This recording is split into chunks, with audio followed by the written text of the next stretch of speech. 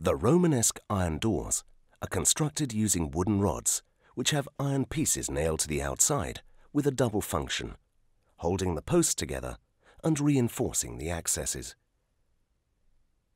Door leaf reinforced with ironwork decoration, which has the design habitual on Catalan Romanesque doors, consisting in a series of rods arranged horizontally that open into pairs of opposing spirals at the ends.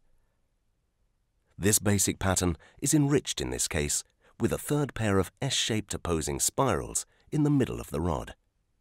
This is decorated with 3 parallel flutes, 2 of which follow the curling design of the spirals. The piece is completed with several horseshoes in rows in the top half, some of them decorated with engraved motifs, perhaps related to the patronage of St. Martin.